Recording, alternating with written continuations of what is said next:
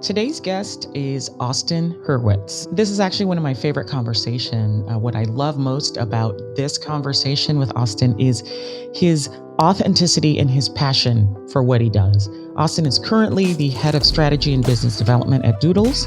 Those of you who don't know, Doodles is actually one of the more successful NFT projects in the space and is really doing the work to expand beyond the Web3 universe to being a global brand. And Austin has been instrumental in that and been responsible for some of their amazing partnerships with other companies such as Camp and Crocs. But he's got so much passion when he talks about this brand and what the future holds for Doodles. It was a really great conversation. We discussed how he entered the space, his time at Amazon Music, to working with Troy Carter over at Venice Music, and then eventually landing in Web3 at Doodles. He was a holder from day one, and to have worked his way through the community and now to head of strategy and business development is really quite a wonderful journey. He's got what I consider to be one of the smartest minds in the space. And without further ado, here's my conversation with Austin. I hope you all enjoy it. Austin, thank you for joining us here on Proof of Culture. Really great to have you. So I'm deeply appreciative of your time. Right out the gate, let's get started. What is your origin story? How did you make it here to Web3? Gosh, well, thank you for having me. Excited to be here. Origin story, the short version for me started back in around 2017. I was working at Amazon Music at the time, leading independent label licensing. And as part of our launch for Amazon Music Unlimited, I had the wonderful responsibility of figuring out if we were in license for all the music that we were going to distribute on Amazon Music. So there's, without boring people as to the music licensing landscape, the main thing that you need to know is there's basically a record with the Library of Congress, the Copyright Office, as to if you have a license for tracks on the publishing side. Mm-hmm. And it's incredibly archaic. Most people don't actually fill it out. For those that may be familiar with it, it's like a lot of songs aren't even fully licensed by the time they even go out. Splits aren't finalized. It's really like a mess. And at the time, there were statutory damages for people that would put out music that they didn't have a full license to. So you could not be in the wrong, and there's no license available, and you could still end up getting dinged with some pretty serious fines. And that was kind of the first time I realized how broken the music industry was. It sounds tedious. Super tedious. No ledger of record, right? Like this information exists like all over the place. It exists on like people's servers. There's no one place for everyone to see all this information, and it ultimately ends up putting the risk on people who want to provide products and services. So it was in that process that I actually started hearing about some of the first wave of like Web3 music companies. These were like the Ujo Musics and the Dot Blockchain VCs that were really focused on how could you bring this licensing on chain. Which was a acute need that I immediately felt after spending, hours and hours every day for weeks trying to figure out if we were in license for tens of millions of songs at the time. So that initially piqued my interest. I ended up writing a white paper at Amazon as to the licensing implications of crypto and put forward some recommendations on some exploratory work that we could do as this was coming online. From there, did some dabbling and crypto trading. And then the crash of like 2018 happened, kind of took a backseat, went on with the rest of my life, ended up moving down to LA, working for Troy Carter and Suzy Rue's Venice Music, which is an independent music distributor, and really didn't find my way back into crypto until the winter of 2021, which for those that remember, this was like the NFT craze that was going off with NBA Top Shot and then Bored Ape. And I remember desperately trying to get like these Top Shot packs and failing miserably every time. But it was through this process that I initially started noticing this independent music wave that was happening on Web3. And there was an artist by the name of Spotty Wi-Fi who had used his CryptoPunk to create an entire brand around his NFT, and was doing really, really well at the time. There was an article in Pigeon and Plains, which for those that were around during the blog boy era, that will be a name that they remember. They did this full cover story on him, and I sent it to Troy and Susie, basically with like hey, I don't know exactly what to make of this, but there's definitely a trend happening that I think we should get on top of and pay attention to. So I went from managing our product team to really diving into Web3 full time from there. So diving into all the different communities, buying my first PFPs. That's actually how I got involved in Doodles to start. I was there from the week of Mint to developing our own Web3 strategy and ultimately launching the first NFT for music distributors. So you would buy the NFT as an artist or a manager, and you'd be able to access our SaaS product to distribute your music, collect your royalties, give you access to our community, to a recording studio. So it was really like the first of its kind. So that was how I dove into Web3. And then I ended up leaving Venice last summer just to take a little break, do some consulting work. And it was during that process that I got put in touch again with the founders at Doodles and Julian Holgan, the CEO. They were really looking to have someone come in and think through business development and strategy. So I have been at Doodles since the top of the year. Awesome. So two things about what you said. First is working with Troy and Susie, which I also did at Cross Culture Ventures. I was the EIR over there working with those two. But secondly, it seems like what you're doing now with Doodles is so completely different. You've been pretty immersed in the music space, right? What do you think Web3 can really bring to the music industry? Because I think that I've been hearing from people how much the music industry is waiting to be disrupted by something like Web3. Do you really think that possibility exists?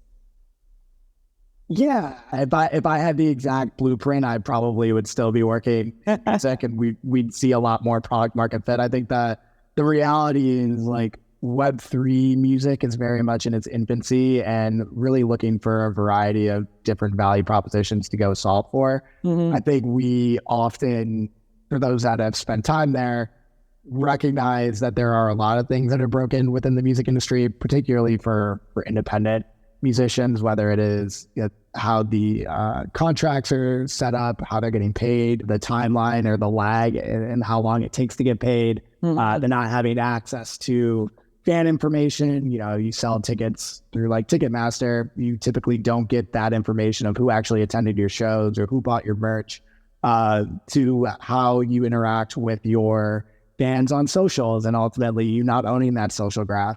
So there's a lot of different use cases directly within music as it relates to fandom and monetization and ownership. A lot of first principles that exist within crypto, I think, lend themselves really well to solving some of these pretty big, hairy problems within music. And there are a host of different protocols and companies and artists that are building in that space and looking to continue to develop over time. So yeah, I think, as I look at the current Web3 landscape, I'm encouraged by a multitude of developments, whether it be what Medallion is doing and really giving artists control of their fan pages and taking that control back from platforms and doing it in a very Web 2.5 way. They've seen some pretty remarkable traction pretty early on, to Sound XYZ's mandate of really just putting music on chain and creating that permanent record of provenance and fandom. I think we'll just continue to see a lot of iteration over time. So yeah, I'm encouraged by what I see so far. It's still very, very much in its infancy. And for a lot of crypto use cases overall, I think if we're going to see mainstream adoption, it has to start with the experience, not the technology. Yeah, and you're starting to see that more. Yeah, absolutely. I agree with that. Let's talk a little bit about your incredible trajectory. You went from being a member of the Doodles community. You mentioned that you were there. You minted first day, and now you're head of strategy and BD. Let's talk a little bit about that progression, because I think for most people, that's pretty inspiring. I'm curious just how the whole thing transpired and really how you see your role there. Like I said, I was early in the Doodles community. I I was in the week of mint. I didn't mint, but I bought my first Doodle. It was a pickle the week of mint. I ended up meeting the co-founders at NFT NYC, I believe 2 weeks after that, and got to spend some time with them. And from there, kind of our relationship blossomed through different events, through Twitter Spaces and Discord, and really just like finding a home in Web3 through Doodles. So very much kind of like a known quantity on both sides when it came time to actually think through like what a role could look like. And there was just like a level of comfort and trust. So it was a very unique onboarding experience in that, I joined at the top of the year. I flew down to Miami. At the time, the team was basically like a 2-pizza team. There were like 8 people around the table as we were getting ready for a key launch. Now the team is almost 60, and looking around the table, I knew every single person that had individual stories I could tell about every person. So it was definitely like a comforting environment. And then, as I think about my role, it's similar to a lot of startups where your title can be one thing, but ultimately you see across a lot of different departments and have a lot of different responsibilities that can change. The needs of the company change. So for me, it's very much like serving to drive a lot of our strategic conversations, doing a lot of internal operations to get everyone on the same page, and then executing new business opportunities, and really just serving as a sounding board for the CEO and for the co-founders. And I think that just comes from being in the office every day, so to speak, and seeing where the opportunities are and where my skill sets align with that, and be able to help out where I can. I've been involved in various communities in Web3, from Palm to the Cool Cats, and community is a huge, huge deal in the space. I wonder if you can talk a little bit about what do you think makes the Doodles community special? I mean, of course, everyone's going to say, look, our community is great, our community is special. But for you've got a very unique vantage point from being involved from the very beginning to where you are now. Maybe you can talk a little bit about what do you think makes the Doodles community special? Certainly. Well, they're definitely one of the more creative communities that I've come a part of. And our mission is really about spreading positivity and joy in the space. And I think that's no more important than during a bear market. And they certainly align with that ethos. That I see so much fan art and people coming together and helping one another to, the events that they put on themselves. Like, they're very much like leaned in and see the opportunity of the brand both within and outside of Web3, and really serve as our front line of support and really looking to bring the brand to new heights. So I've continually been amazed by the level of both creativity and ownership and expertise within the community. We are constantly looking for ways to elevate members of the community, whether that be having host events that we are lucky enough to support, to actually through the incubator being able to put some funding into business ideas that they have, to actually bringing some of the artists that we've seen within the community on board through our artist in residence program. I think it's just it's a very talented community that all have incredible backgrounds in their own right, that are also bought into the mission of spreading joy and building this brand. So I think that's really what sets it apart. They show up every day, and they really are an extension of the team. I always say that Web3 communities are demanding and probably a little more entitled than other communities, and I think that is largely because they understand the value of what they bring. How do you and the team balance giving the community what it needs versus the needs of the business? Because I'm sure that they don't always align. So how do you strike that balance between, what the community wants versus where you're heading with the business? I don't think it's something that any project has completely nailed. And ultimately, a lot of that comes down to the maturation of the space. I think for a lot of people, this is, Web3 is like 2 years old when it comes to like these PFP projects. And so we're all learning together. I think, for us, we try to communicate as clearly as we can while also giving ourselves the breathing room to have a strategy that continues to iterate with the world around us. And ultimately, I think for holders, like, they may have preconceived notions or assumptions about why they initially bought into the project, and that may change. And so they need to continually reassess, is where the brand going, ultimately why I decided to buy in or not. And I think that's like kind of a give and take on both sides. But, what we try to do is clearly communicate as much as we're able to. Obviously, we can't share everything. Sure. Take in feedback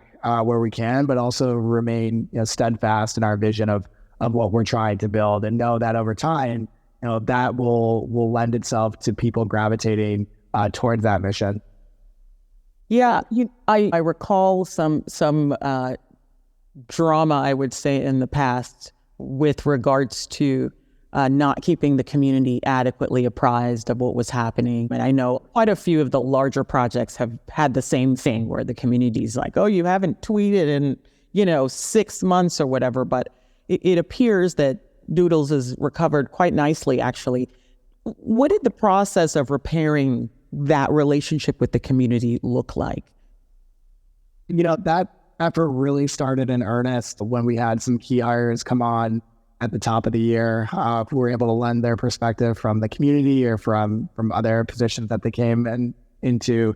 One key hire was Bianca, who was our head of marketing, and did a phenomenal job kind of just outlining, how we could better communicate, how we speak to the community, what platforms and channels we do that in, and really establishing an operating process for that. I think, what was evident is, these were, like I mentioned at the beginning, we had like roughly 8 people that were here at the top of the year to the scale that we're at today, which is obviously exponentially bigger, and people were just really stretched thin, and they needed additional help in domain expertise to do this the right way. So they were doing the best that they could, but they were certainly open to feedback and iterating. And yeah, a lot of that just came from leaning in early, establishing a direct line of communication with the community through Doodle sessions, which were Twitter spaces that we host for people to ask questions, to give updates on what we have going on, to establishing a community council so that we had people directly from the community, with a direct line to the Doodles team. They were also responsible for revamping our Doodle Bank, which gives people an opportunity to actually use company funds to start up businesses, host events, and really be able to prop themselves up. And then it also just doing more consistent feedback. So whether, I hosted several like video sessions, I sent out a survey, just continuing to make sure that we're really in sync with how the community is feeling, and that they have a voice that they feel that they can vocalize their thoughts. So it's an ongoing thing that we're working through, and continue to look to iterate and improve. Where we are today is not where we want to be in the future, but I'm really proud of the progress we've made in the almost 9 months since I came on board. Proof of Culture is brought to you in part by Zora, the place to bring your imagination on chain. Visit Zora.co to get started. Connect, click, create. And now, back to our interview. You touched on a few of the initiatives that y'all have going on. I think you mentioned the incubator and the Artists in Residence program. I'd love for you to expand a little more, talk a little bit more about the incubator. Is that something that is primarily for holders in the community? Is it open to all? Also with the Artist in Residence program, maybe talk a little bit more about those initiatives that y'all have set up and how they're meant to further engage with the community. Yeah, so this was necessarily a pet project of mine, and one that I was really excited about iterating on and coming on board.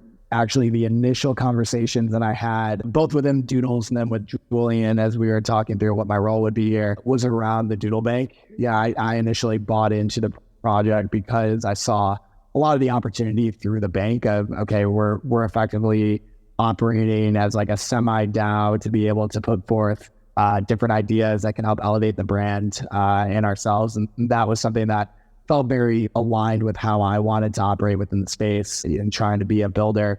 And so, our initial conversations were actually around, do I come in to consult and think through how the Doodle Bank could be more effectively used? Because one of the issues I was noticing as a holder before even coming on board was the process by which proposals were going through the pipeline was pretty broken. We didn't have a really strong sense of being able to ensure there was like a high quality bar for proposals. And then the key thing to remember is a lot of holders don't want to participate in something like that. And so we ultimately, for one reason or another, right? Like they're not in the space every day. They've got lives or whatever going on. And so you end up with a pretty low participation rate, which is ultimately a detriment to the people that are here every day who do want to build. That being a deterrent is unfortunate. And so when I came on, it was definitely top of mind and really aligned well with how we wanted to continue to give the community more opportunities to participate within the Doodles ecosystem. We were able to bring in outside help from Kai Turner, who actually built out the Meebits DAO early on in Web3 to build a structure that was ultimately going to improve the quality of proposals, ensure that they were aligned with the mission and ethos of Doodles, and to give more oversight and ultimately resources to the proposals that do get approved. So in that, we developed what is now called the incubator.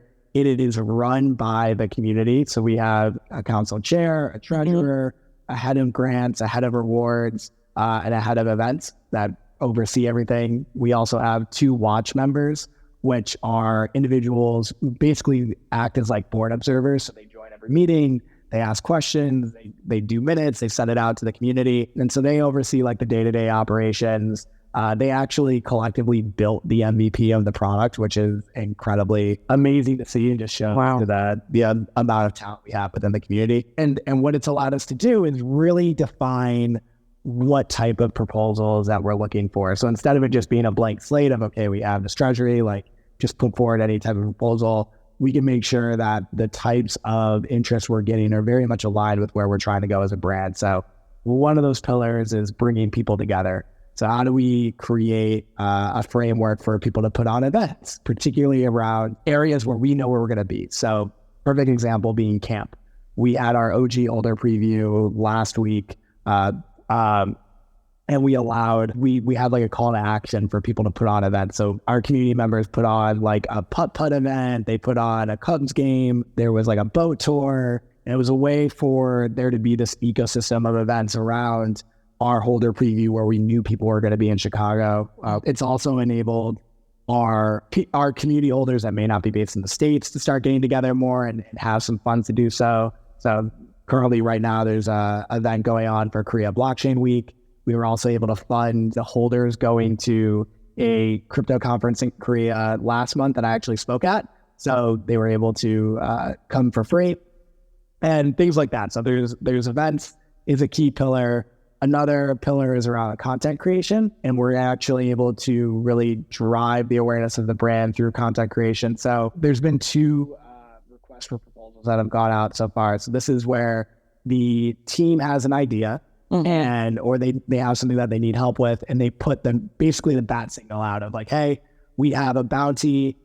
This is what we're looking for help for. You can submit your proposal for that, and we'll ultimately end up picking some winners. So as it relates to content creation, we have the Artist in Residence program, which is basically come get a crash course in animation from Golden Wolf and Doodles. Wow. We have our first, so it's like a pretty great program just for like anyone who's in the community who has like a strong interest in animation. You're effectively getting taught by some of an Emmy award-winning animation studio and getting to spend time with them every day. So one of our first Artist in Residence is our dude who's been like a fixture in the community since the very beginning, and he's gotten firsthand experience with actually now developing content for the community.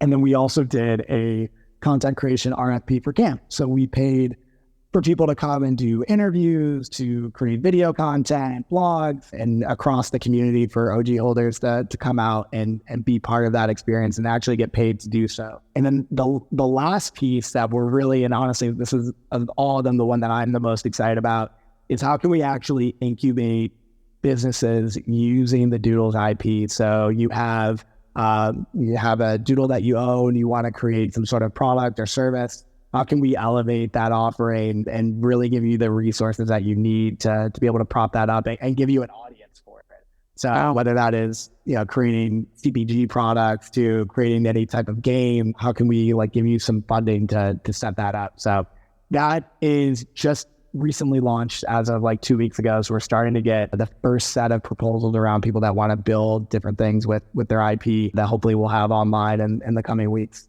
That is very cool.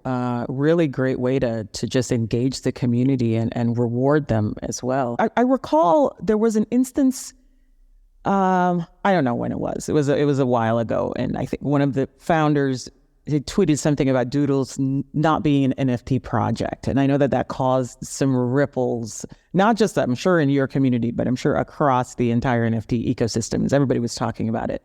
But I think to some degree, right, for NFTs to really hit the mainstream, some of that must be true. Like, you can't just be an NFT project, right? There's the need to sort of shift and adapt to basically become a brand, right? You've got this IP, and it's really about appealing to a broad cross-section of people who may or may not be in this space. And so I wonder where you stand on that thought, like, we can't just be an NFT project. We have to be more than that. Do you think that projects need to become more like brands? Yeah, I mean, look, like, I think the main point that Jordan was looking to communicate is ultimately, if we're going to build a sustainable business and a brand, it does need to extend beyond Web3. And I mean, you can look just at the market dynamics that exist today, right? Like, there are no royalties. It's really hard to build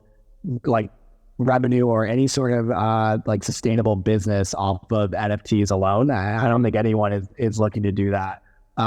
You can look at projects across the ecosystem, and it's very clear that they're all looking to extend into verticals that can be more sustainable. Right. With that being said, like, our core mission hasn't changed. Like, we really believe that Web3 is an opportunity to reinvent the relationship between fans and the brands that they love, and to give them more ownership in those brands, as to being able to track their provenance and see how they grow along with the brand, and be able to take some benefit in that as well.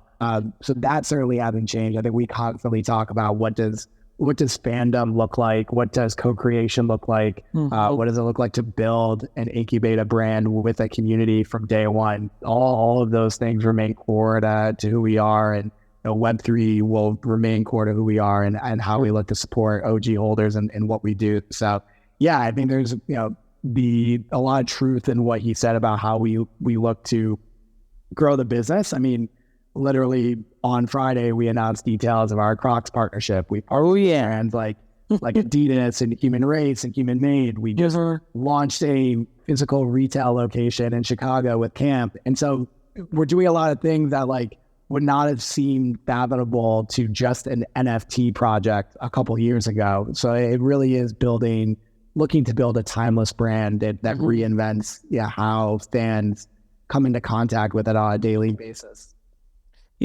Because you touched on this, I feel the need to ask about it. You mentioned royalties, and certainly one of the biggest shakeups in the space lately has been, OpenSea and some other platforms. Basically, it looks like creator royalties are going away, which I know for many artists, that was one of the major appealing things about Web3, right? And creating art on the blockchain was the ability to get some revenue in perpetuity from something that you create. How does this affect a brand like Doodles, if at all, something like royalties going away? Yeah, I mean, look, everyone's affected by it. It's just like less revenue coming in. But fortunately, we have never looked at royalties as a sustainable business model. A variety of reasons for that, right? If you build an incentive by which royalties are the engine of your company, then you're effectively looking for your NFTs to change hands, which is not what we want at all. Like, I think ultimately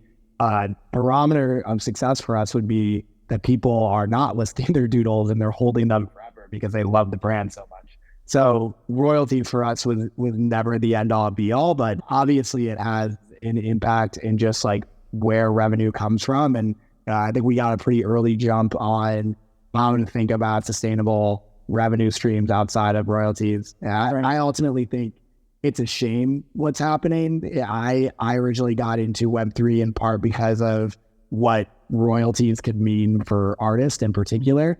And I remember often telling my friends, the opportunity, particularly like in the art world, of of being able to see the benefit of your art accumulating value over time. Right. There's all of these stories of famous artists today that would sell their artwork, whether it was through, an art house or otherwise, for a very minimal fee, only for it to be, worth hundreds of thousands, if not millions of dollars in the future. And they get no royalty on that. Yeah. And ultimately they were responsible for seeing that accrual in value. So I think that is more of like a fundamental question / disappointment that I have is hoping that we can get to a place of royalty enforcement. But for me, it comes less from our own position and more of just I see such a benefit for creators overall in the space to be able to benefit from this. Yeah, my go-to use case on that has always been Kerry James Marshall and his big sale where one of his pieces sold for $20 million. And then we later found out that it was I think P. Diddy who bought it. And when I try to illustrate Web3, particularly for artists, I explain to them how Kerry James Marshall didn't get any of that. You can have a piece that sells for 20 million and not see one penny because, you're no longer involved in the life of that piece as it evolves and continues and your career grows and your pieces gain value. A sale like that, you can net nothing. So I definitely agree with you that it's a bit of a shame, but hopefully we'll see some changes for the better. But I want to jump back to the brand partnerships. You mentioned Camp and recently Crocs. I'm curious how some of these partnerships came about. How involved were you in this process? And, is it really about onboarding the next million or the next billion and bringing Doodles as a brand to people that are not in the NFT space? Is it really about just going far and wide with the name of the brand? Some of these partnerships. Can you talk a little bit more about that? I have to give a huge hat tip to my coworker, Brandon Rosenblatt, who is head of brand partnerships and has really been instrumental in driving a lot of those. And we work hand in hand in thinking through the strategy and the go-to-market and ultimate execution of those. But he's been at the forefront of the actual deal flow and bringing those to the table. I think as we think through the goal of brand partnerships overall, obviously the brand building that we're able to do, the acquisition and awareness of the brand, I think for us, these help to define a place in which Doodles speaks to culture and is a part of culture in an everyday way in doing that with partners who really get where we're trying to go as a brand. So yeah, that's kind of the lens by which we look at them. Can we find people who just outside of Web3 find a real strong affinity for the IP, which we believe is one of the strongest in the space? Can we get that in the hands of more people? I mean, we talk about how we want to see a doodle in every home, and to do that, being able to leverage the distribution and brand integrity of a lot of these partners is pretty critical as we look to create and grow our own footprint. Assuming that there is some desire to cross over for mass appeal, how would you describe the target consumer for Doodles? We see our current holder base and skews, as crypto does, a little bit millennial. We actually have a pretty even male female split, which is pretty unique in that is unique. Web3. Yeah, very, very, very unique for sure. And that shows that. So I think that a lot of it lends itself to the art style, the character traits, and having a more holistic demographic approach. But we talk about adult as being our core demographic. So these may be parents who are millennials and they want to experience or show kids the same IP that they grew up loving to, people that watch shows like Adventure Time and Rick and Morty. It's really an IP that can scale itself up and down in terms of tone, depending on the audience. So, you look at some of the historical examples of that, whether it be a Star Wars or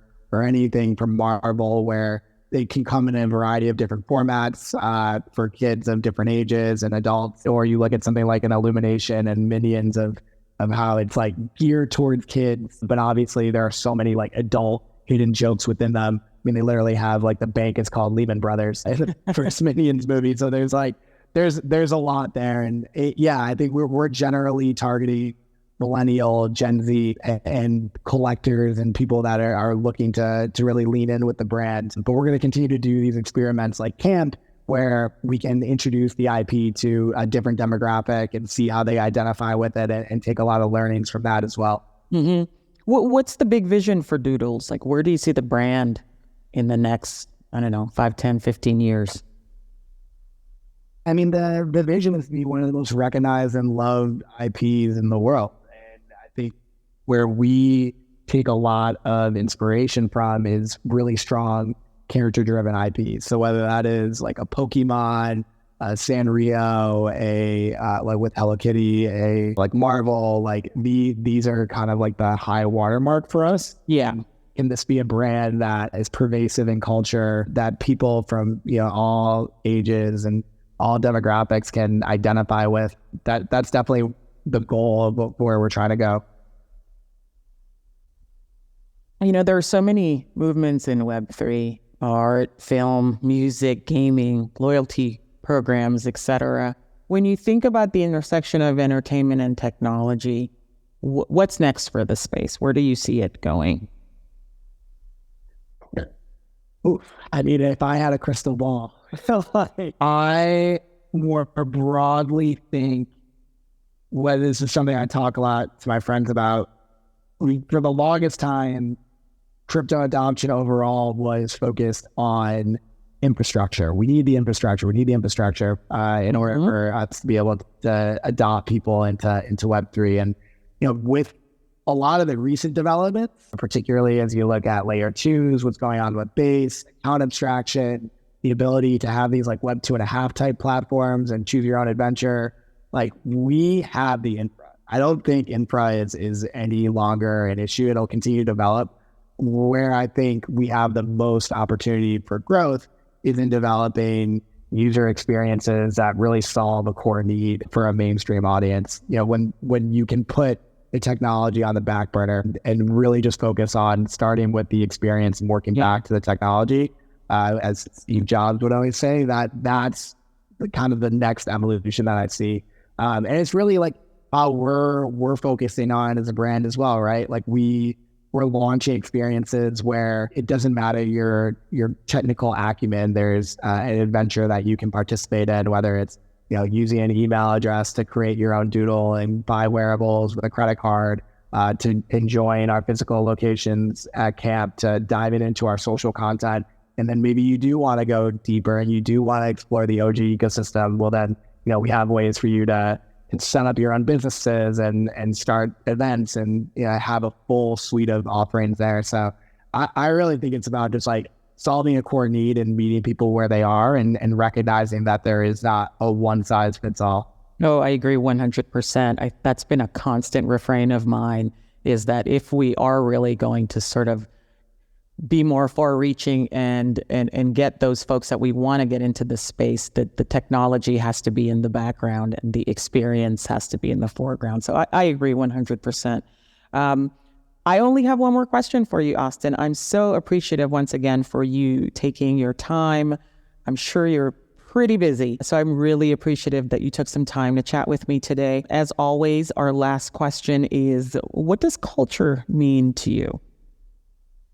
Well, thank you for having me. This was really fun, and best of luck with everything. I think for me, culture is something that you just feel every day. It's not marketed. It's not something that has like a big campaign. It's just something that's a part of your day-to-day life. And you know it by like an emotional resonance that you feel, versus, being told that this is culture. If it feels like an ad, it's not culture. Like it needs to ultimately feel organic and be something that people are choosing to spend time with. Awesome. Wonderful. That's a great answer. Once again, thank you so much, Austin, for spending some time talking to us about what you're working on in Doodles, what you've been doing in the space. Really appreciate it. Thank you very much. Thank you. I really appreciate it. Thank you for tuning in to this episode of Proof of Culture. Your support really means the world, and you're helping to bring our message to a broader audience. This podcast is written and produced by yours truly.